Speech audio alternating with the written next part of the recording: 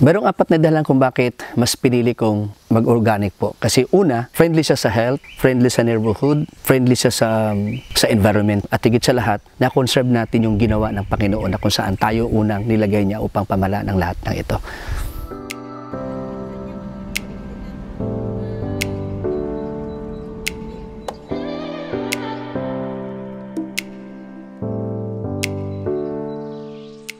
Ang una-una po mga challenges na amin pong na-encounter, una, mga tao hindi pa po sila well-versed when it comes to organic agriculture. So dahil dito, patuloy po ang pagsasagawa po namin ng educational training program sa mga bawat community upang sa ganun, ma-enhance ang kanilang kamalayan pagdating po sa organic farming system. Ako po ang una-unang pinaliwanagan po ni Mr. Hobson na yung pag-organic po ay magandang paraan para sa pagsasaka. Ako po ang pangalawang naimbitahan ni Mr. Hobson para magsali sa organikong pagsasaka sa aming barangay. Kung dati ay walang-wala ako, simula nung bit ako ng organic, ngayon po ay mayroon na po akong sariling palaisdaan. Sumali ako sa Palawan Organic Farmers Association dahil alam ko po itong pinakamabuti na paraan sa pagsasaka.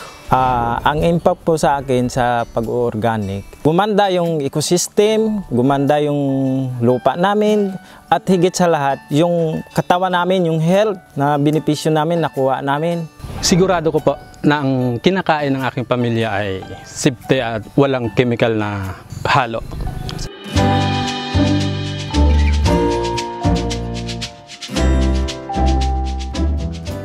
Masabi ko na ang agritong pagsasaka ay uri ng pagsasaka na napakaganda. Dahil dito po, nagkaroon po ito ng meaningful contribution po sa community. Una-una, available na ngayon sa amin ang mga produktong gusto nilang hanapin. Pangalawa, hindi na sila nahirapang maghanap ng mga produktong gawa sa organic dahil available na po sa amin ang rice at iba pang mga commodity.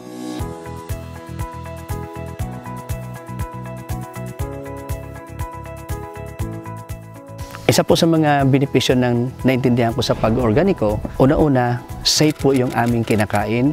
Ibig sabihin, bumaba na ang aming gastos at lumaki na po ang aming ani. Maraming salamat po sa Department of Agriculture sa pangunguna po ng ating Regional Director, Maria Christine Enting, at ganoon din sa ating Regional Organic Focal Person, Michael Elidan.